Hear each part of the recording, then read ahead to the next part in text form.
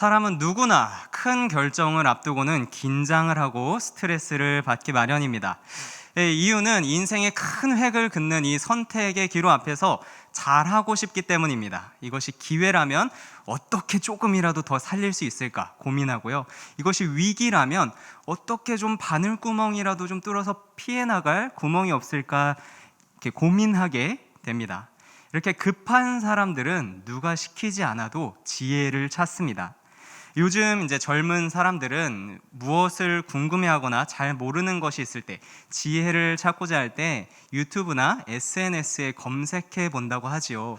거기 가면은 전문가도 많고요. 어쩜 그렇게 똑같은 경험을 한 사람이 많은지 나의 공감대도 잘 형성될 수 있습니다. 마음이 참 안도가 됩니다.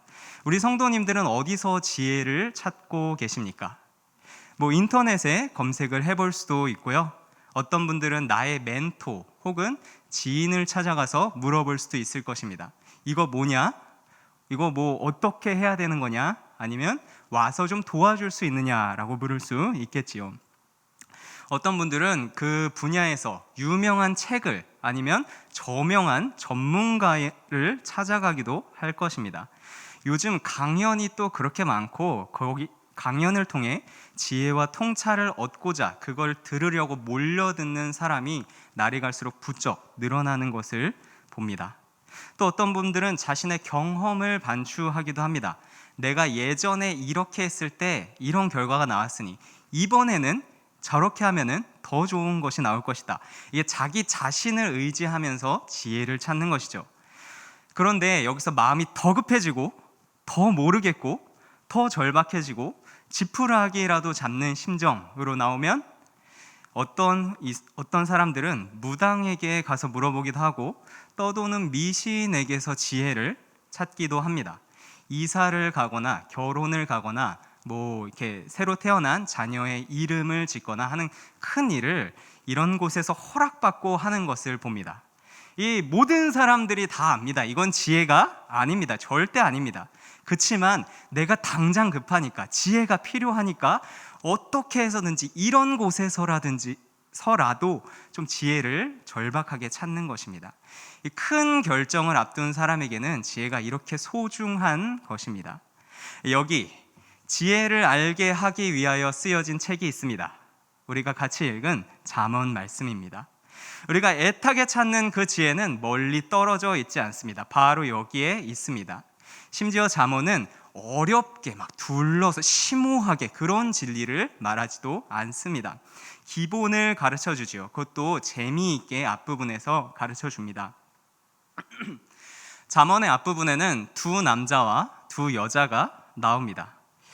이 한 남자가 다른 한 남자한테 얘기합니다. 이런 여자랑은 절대 만나지도 말고 상종도 하지 마라. 너 인생 다 파탄난다 라고요. 그러니까 반드시 이런 여자 말고 저런 여자를 잡아라. 저런 여자를 찾아라. 그래야 내가 살 수 있다 라고 말입니다. 오늘 그 모든 내용을 나눌 수는 없겠지만 말씀 속 지혜를 얻는 시간이 되기를 원합니다. 자, 첫 번째 장입니다. 우리 잠언의 앞부분 전반적인 상황을 한번 말씀드리도록 하겠습니다. 우리 4장 1절 말씀 같이 한번 읽도록 하겠습니다. 아들들아 아비의 훈계를 들으며 명철을 얻기에 주의하라. 네, 아버지가 아들들에게 말하는 상황입니다. 이 지혜가 무엇인지 설명하는 방법은 정말 여러 가지 있지만 잠언에서는 아버지가 아들들에게 조언을 하고 훈계를 하는 식으로 지혜를 설명합니다. 여기 나오는 아들은 1장 4절에 보니 이렇게 젊은 사람이라고 나옵니다. 이 원문의 단어를 좀 잘 해석을 하면 미혼인 남자 청년을 말하는데요. 이 사람은 아직 인생의 중요한 결정을 내리지 않은 사람입니다. 이 아버지께서 이 미혼의 남자 청년 아들에게 오셔서 훈계합니다. 너 이런 여자를 만나면 안 된다. 저런 여자를 잡아야 한다. 이 잠언 4장 3절에서 4절 말씀 같이 한 번 더 보겠습니다. 나도 내 아버지에게 아들이었으며 내 어머니 보기에 유약한 외아들이었노라. 아버지가 내게 가르쳐 이르기를 내 말을 내 마음에 두라. 내 명령을 지키라. 그리하면 살리라. 아멘. 이 아버지는, 이 조언을 하고 있는 이 아버지는 단순히 자기 지식만을 갖고 얘기하는 게 아니라고 합니다. 나도 내 아버지한테 배웠던 것들을 너에게 알려준다. 이 말을 반드시 새기고 지켜라. 그래야 산다라는 것입니다. 가문 대대로 내려져 온 우리 가문이 이렇게 번영할 수 있는 비법을 아들에게 전수하고 있는 것이죠. 그만큼 중요하고 확실한 이야기를 한다는 그런 강조 표현입니다. 결론부터 말씀드리겠습니다. 아버지는 지혜라는 여자와 만나라라고 합니다. 그리고 음녀, 낯선 여자는 절대 만나면 안 된다라고 합니다. 여기서 등장하는 지혜와 음녀는 진짜 살아있는 사람을 말하진 않고요. 음녀는 2장 17절에 보니 하나님의 언약을 잊어버린 사람을 통칭하는 사람으로 나오고, 지혜는 하나님을 경외하는 것을 통칭하는, 나중엔 예수님까지 통칭하는 그런 의인화시켜서 설명하는 인물로 나옵니다. 아버지가 지혜를 여자로 의인화시켜서 아들에게 설명하는 길입니다. 아들에게는 지혜를 만나면 지혜가 알아서 너를 저 낯선 여자한테서 보호해주고 지켜줄 것이라고 합니다. 그러니 당연히 지혜를 잡아야겠죠. 아버지는 아들에게 경고합니다. 낯선 여자는 너를 이렇게 만들 것이다. 지혜를 안 따라가면 이렇게 될 것이다. 잠언 6장 26절 말씀입니다. 같이 읽겠습니다. 음녀로 말미암아 한 사람이 한 조각 떡만 남게 될 것이며 음란한 여인은 귀한 생명을 사냥함이니라. 지혜 안 만나고 낯선 여자를 만나면, 음녀를 만나면 너 망한다라는 이야기입니다. 이 잠언을 읽다 보면 이런 얘기가 계속 나옵니다. 제가 아는 우리 아버지들은 이 시시콜콜한 거 가지고 아들한테 막 계속 잔소리하고 똑같은 얘기 또 하고 그런 경우가 없는데, 이거는 정말 계속 나옵니다. 까딱하면 넘어갈 수 있으니 조심하라는 것이죠. 낯선 여자한테는 도대체 왜 넘어갈까? 아버지가 그렇게 경고를 하는데 왜 넘어갈까 하고 성경을 읽다 보니 6장 25절 제가 읽어드리도록 하겠습니다. 내 마음에 그 아름다운 색을 탐하지 말며. 이 거듭해서 말하는 이유를 알겠습니다. 이 음녀는 예쁩니다. 이 선악과가 보기에 보암직스럽기도 하고 먹음직스럽기도 했던 것처럼 하나님을 떠나는 그 길은 아름다워 보입니다. 그러니 아버지 입장에서는 걱정이 되지요. 정말 내 아들을 살려주는 건 지혜인데 누가 봐도 너를 파멸시킬 이 낯선 음녀는 예쁩니다. 또 그 예쁜 여자는 가만히 이 아들을 내버려 두지 않습니다. 내 아들에게 와서 자기에게 오게끔 계속 살랑살랑 꼬리를 칩니다. 이 드라마에서 이러면 부모들은 보통 그 당사자를 찾아가서 싸운다거나 아니면 회유를 한다거나 물도 착 뿌리고 돈도 줬다가 이렇게 어떻게 많이 하던데, 여기서는 이제 그런 장면이 나올 수 없습니다. 아직 안 만났으니까 아들에게 예방 교육만 시켜주고 싶은 것이죠. 여기까지가 잠언의 상황입니다. 그러다 보니 두 번째 장입니다. 아버지는 아들에게 특별한 예시를 들어서 이 지혜를 만나야 하는 이유를 강조합니다. 젊은이 가운데 미련한 사람의 예시를 들어서 왜 지혜를 만나야 되는지, 왜 음료를 피해야 되는지 설명하는 것입니다. 이 7장의 이야기입니다. 한 어리석은 청년이 해가 저물고 어둑어둑해질 때쯤 광장을 지나서 자기 집으로 가고 있었답니다. 근데 이때 간교한 여자가 기생의 옷을 입고 이 남자를 부릅니다. 이 아들이 이제까지 아버지한테 배운 것은 음녀, 낯선 여자를 조심하라는 것입니다. 근데 눈앞에 기생의 옷을 입은 여자가 나타났습니다. 그럼 아들은 일단 헷갈리는 겁니다. 음녀인가? 아닌가? 헷갈립니다. 이 사람은 아버지가 그렇게 조심하라고 했던 여자가 아닌가? 괜찮나? 이 겉만 봐서는 알 수 없게 접근을 하는 것이죠. 그리고 이 여자는 광장 모퉁이에서 사람을 기다렸다고 했는데, 분명히 아버지께서 하신 말씀들 중 하나는 지혜가 광장에서 소리를 높이며 나를 찾아가라 라는 말도 했었거든요. 헷갈리게 접근하는 겁니다. 이 여자는 남자를 붙잡고 입 맞추면서 얘기합니다. 저 오늘 화목제 드려서 서원한 것을 다 갚았어요. 요즘 말로 하면 저 예배 드리고 왔어요. 하나님과 약속한 것을 지켰어요 정도가 되겠습니다. 아, 예배를 드리고 왔다고? 하나님과 약속을 지켰다고? 그러면 더 헷갈리죠. 신앙이 좋은 사람인가?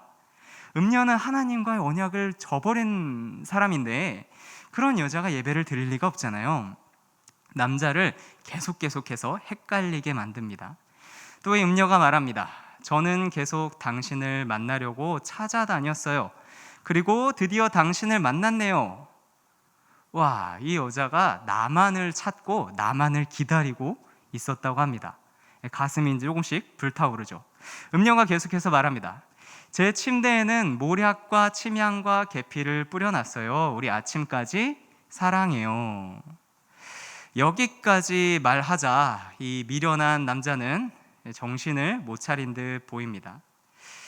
이 모략과 침향과 계피를 뿌려놨다는 말은 그 향수를 집에 뿌려놨다라는 말로 이해를 할 수도 있겠지만 다른 말로 하면 이 세 가지 향수는 장례식 때 쓰는 향수입니다. 그래서 내 집에 이런 향수를 뿌려놨다라는 것은 너의 장례식 준비가 우리 집에서 잘 준비되었으니 우리 집으로 어서 들어와라 라고 이해를 할 수 있겠습니다. 남자가 이 얘기를 듣고 헷갈려하고 이제 거의 넘어왔다라는 것을 이 여자도 눈치챈 것 같습니다. 그래서 말합니다. 우리 남편은 집을 떠나 멀리 갔는데요. 은주머니를 두둑하게 가져갔으니 보름 정도는 되어야 집에 돌아올 거예요. 깜짝 여기서 읽는 사람은 놀랍니다. 아니, 남편이 있었어요? 보통은 여기서 번쩍 깨야 됩니다. 근데 이 어리석은 사람은 깨우치지 못합니다. 여자의 여러 가지 유혹하는 말에 넘어가 버리고 혹하고 맙니다. 결국 이 어리석은 자는 여자를 따라갑니다. 이 보는 아버지 입장에서 이게 얼마나 분통이 터지고 답답하고 뭐라고 한 소리 하고 싶고 그러겠습니까? 성경은 이렇게 얘기합니다. 자기가 자기 벌을 받으려고 쇠사슬에 매이러 가는 것 같고 새가 자기를 잡으려고 설치해 놓은 그물로 빨리 들어가는 것 같다라고 말입니다. 근데 문제는 이겁니다. 잠언 7장 26절 같이 한번 읽도록 하겠습니다. 대저 그가 많은 사람을 상하여 엎드려 그에게 죽은 자가 허다하니라. 이 여자한테 당한 아들들이 한둘이 아닙니다. 많습니다. 그러니 그 여자 수가 뻔히 보이고 아들을 사랑하는 아버지 입장에선 걱정되죠. 우리 아들은 이런 여자를 만나면 안 되는데, 이런 일이 생겼을 때 그 미래가 뻔히 보이고 그 수가 뻔히 보이는데 이렇게 넘어가면 안 되는데 걱정이 됩니다. 이 걱정하는 이유는 이거 때문입니다. 6장 32절에서 35절 같이 읽도록 하겠습니다. 여인과 간음하는 자는 무지한 자라. 이것을 행하는 자는 자기의 영혼을 망하게 하며 상함과 능욕을 받고 부끄러움을 씻을 수 없게 되나니 그 남편이 투기함으로 분노하여 원수를 갚는 날에 용서하지 아니하고 아무 벌금도 돌아보지 아니하며 많은 선물을 줄지라도 듣지 아니하리라.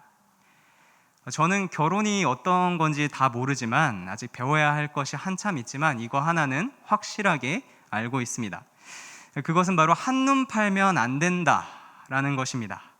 가정 밖에 있는 사람도 그 가정 안에 있는 사람을 한눈 팔게 만들어서는 안 됩니다. 이거는 정말 파탄을 가져오고 마음속에 깊은 상처를 가져오기 때문입니다. 순간적으로 상대방을 정말 극도로 분노하게 만들고 그 순간에는 용서? 그런 거 쉽지 않습니다. 아니, 정말 불가능할지도 모르겠습니다. 지금 이 7장에서 어리석은 자가 봤을 때는 거기까지 생각을 못합니다. 아버지 눈엔 뻔히 보이지만 이 어리석은 자는 거기까지 생각을 못합니다. 진짜 남편이 없는 게 아닌데 잠깐 어디 가고 이 여자의 남편이 언젠가 다시 돌아올 텐데, 그리고 돌아와서 분노하면서 복수할 건데 그때는 어떻게 하나? 당연히 합의를 봐야겠죠. 하지만 그게 되나요? 내가 줄 수 있는 많은 선물을 준다 해도 이 남편의 분노는 절대 줄어들지 않습니다. 용서하지 않을 것이기 때문입니다. 남편한테 두들겨 맞기도 할 거고요.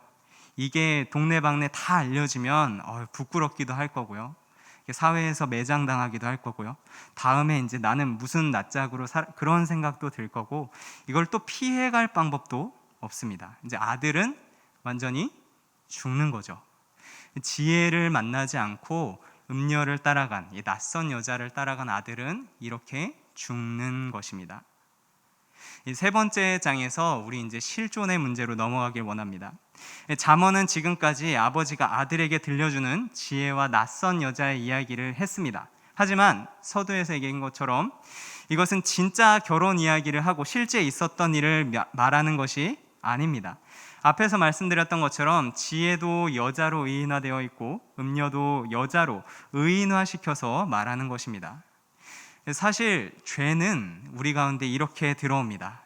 눈으로 보기에 아주 예쁘게, 지혜인 듯 지혜가 아닌 듯 헷갈리게, 지금 당장은 너가 손해볼 것이 없다라는 식으로, 이번에 딱 한 번만, 오히려 사랑하자라는 말로 들어와서 내 마음을 출렁이게 만들고 유혹에 빠지게끔 합니다. 마치 자기가 지혜인 것처럼 들어와서는 우리들을 멸망시키려고 합니다. 한 사람만 죽이지 않고 여러 사람을 다 넘어뜨리려 합니다. 아무리 죄가 자신을 위장시켜서 들어온다고 해도 사람은 본능적으로 느끼죠. 죄를 지었으면 심판을 받는다는 것을요. 이 사극에도 많이 이런 경우가 나오지요. 억울한 일을 당한 사람이 맨날 그럽니다. 자기가 할 수 있는 거 다 해보고, 그리고 자기 인맥을 동원해서 자기 친구들한테 부탁할 수 있는 거 다 해보고, 그래도 안 되면 마지막에 하늘에 호소합니다. 내가 이런 죄를 짓고도 하늘이 무섭진 않더냐. 이 사람도 아는 겁니다. 옛날부터 아는 겁니다. 죄를 지으면 벌을 받는다는 건 확실하다. 근데 그 호소할 곳이 없으니까 자연에라도 호소하는 것이죠. 죄를 짓고 마음이 급해진 사람들은 이제 어떻게 합니까? 아니, 어떻게 해야만 합니까? 도대체 이 분노한 죄로부터 찾아오는 추격을 어떻게 하면 피할 수 있습니까? 어떻게 하면 피하는 지혜를 얻을 수 있습니까? 말씀에서 찾아야 합니다. 나머지는 썩은 동아줄과 같은 것입니다. 선지자들과 수도 없는 사람들은 이미 정면으로 경고해 왔습니다. 이 죄에 따라가지 말라고요. 하나님을 쫓고 하나님을 사랑하라고 했습니다. 지금이라도 빨리 죄를 그만 사랑하고 하나님 더 사랑하라고, 하나님께 돌아오라고 말합니다. 나중엔 정말 하나님의 진노의 심판을 받을 거고, 그건 너가 어떤 선물을 준비한다 할지라도, 어떤 이전에 사유를 준비한다 할더라도 절대 못 말리는 것이니 빨리 돌아와서 하나님만 다시 쫓으라고 말입니다. 이 죄에 대한 하나님의 분노는 무슨 주차 딱지 내는 것처럼, 무슨 벌금 몇만 원 내는 것처럼 그렇게 행정적으로 건조하게 찾아오지 않습니다. 마치 잠언에서 배신한 사람을 찾아오는 이런 배우자처럼 용서하지 않고요, 강렬하게 찾아오고요, 언젠가 꼭 찾아옵니다. 모든 사람에게 공개됩니다. 지금은 눈앞에 보이진 않지만 이게 무작정 미룰 수 없는 것입니다. 그때가 되면 나한테 유리한 것만 얘기하고 불리한 것은 숨기고 그렇게 할 수도 없습니다. 하나님은 다 알고 계시거든요. 다만 다 아시면서도 오래 참으면서 돌아오기를 기다렸을 뿐이기 때문입니다. 그럼 이제 죄를 지어왔던 나는 어떻게 되는 겁니까? 순간순간을 합리화한 적이 많은데, 이 정도도 못하면 이렇게 세상 어떻게 사나 하면서 애써 눈을 감았던 그런 나는 어떻게 합니까? 정해져 있습니다. 이 경로의 심판을 받아야죠. 예수님이 오셔서 십자가에 못 박히셨다는 것은 이 심판을 대신 받았다라는 것을 말합니다. 대충 예수님 믿으면 구원 가요, 뭐 천국 가서 행복해요, 이제 그런 것이 아니라요. 내가 정말 죽기보다도 더 무서워했던 비밀들이 공개되고, 내가 부끄럽고, 내가 받아야 했던 질책들, 그리고 내가 아파야 했던 그 고통들을 대신 받으신 것입니다. 이 고난주간이 되면 매년 읽었던 말씀, 이사야 53장 4절에서 6절 말씀 같이 보도록 하겠습니다. 그는 실로 우리의 질고를 지고 우리의 슬픔을 당하였거늘 우리는 생각하기를 그는 징벌을 받아서 하나님에게 맞으며 고난을 당한다 하였노라. 그가 찔림은 우리의 허물을 인함이요 그가 상함은 우리의 죄악을 인함이라. 그가 징계를 받음으로 우리가 평화를 누리고 그가 채찍에 맞음으로 우리가 나음을 입었도다. 우리는 다 양 같아서 그릇 행하여 각기 제 길로 갔거늘 여호와께서는 우리의 죄악을 그에게 담당시키셨도다. 아멘. 오늘 설교의 제목은 한눈판 대가입니다. 하나님의 지혜만 사랑하지 않고 한눈판 대가는 굉장히 파괴적입니다. 어떤 선물을 줘도 나중에 용서가 되지 않습니다. 아무도 이 진노를 감당할 수 없었습니다. 그러나 딱 한 분, 예수님께서 오셔서 그 짐을 대신 지셨습니다. 자기를 다 던져서 죄에 대한 대가를 지불하신 것입니다. 그거를 우리는 대속이라고 얘기합니다. 대신 속죄함을 받았다는 것입니다. 그리고 오늘을 살아가시는 성도님들께 성경은 잠언은 또다시 말합니다. 내 아들들아, 하나님의 지혜를 사랑하라. 지혜는 생명의 길이다. 이것이 너를 지켜 악한 자들에게 빠지지 않게 하리라. 이미 수많은 사람들이 넘어졌다. 그들은 새가 빨리 잡히려고 사냥꾼이 쳐놓은 그물로 빨리 들어가는 것 같았다. 너는 지혜를 사랑하라. 성도님들은 지혜를 얼마나 사랑하셨는지요? 남의 이야기를 보면 정말 쉽습니다. 어떻게 저걸 모르지? 바본가? 그런 생각이 들 정도로 겨우 그걸 못한다고? 답답할 정도로 너무너무 쉽습니다. 근데 그것이 내 이야기가 되면 쉽지 않습니다. 내 눈에 잘 안 보일 때도 있고요. 다 알면서도 용기가 안 날 때도 있고요. 방법도 모르겠고요. 솔직히 말해서 그냥 모르고 싶을 때도 많습니다. 지금 이 깜깜한 이 세상에서 내 앞을 인도하는 게, 내 다음 한 걸음을 인도해 줄 수 있는 게 정말 말씀에 미친지, 아니면 이게 뭐 나랑 똑같은 눈면 소경이든지, 아니면 뭐 로봇이든지 뭐든지 다음 내디딜 땅만 잘 준비해 주면 기꺼이 그대로 움직일 마음의 준비가 되어 있을 때도 있고요. 유혹이 내 눈앞에 있으면 어떻게 그걸 안 넘어가나, 남들은 도대체 어떻게 하나, 이거를 다 이기고 견디는 건가, 대단하다, 그런 생각이 들기도 합니다. 하나님의 지혜를 사랑하고 싶은데 내 힘으로 안 되는 걸 어떻게 합니까? 그래서 하나님은 우리를 이 자리로 부르셨습니다. 말씀은 틀과 같아서 우리가 도망가지 못하게 합니다. 이렇게 불안해하고 어떻게 해야 되나요? 라는 이 마음을 틀로 꽉 잡아서 도망가지 못하게 우리를 완전히 찌그십니다. 그리고 기도의 자리로 우리를 부르셨습니다. 기도를 통해서 우리를 계속해서 낮추십니다. 상한 마음 갖게 하시고 하나님의 지혜를 사랑할 마음을 계속해서 갖게 하십니다. 이 말씀이 우리를 감동시키기를 기도하겠습니다. 그러면 자연스럽게, 너무 자연스럽게 내가 너무 힘들었고 더 이상 모르고 싶고 더 이상은 고민하기 싫은 그 사망의 길에서 벗어나기 마련입니다. 성도님들의 기도를 하나님께서는 들으십니다. 하나님은 사랑하시기 때문입니다. 제가 같이 기도하고 찬양하도록 하겠습니다.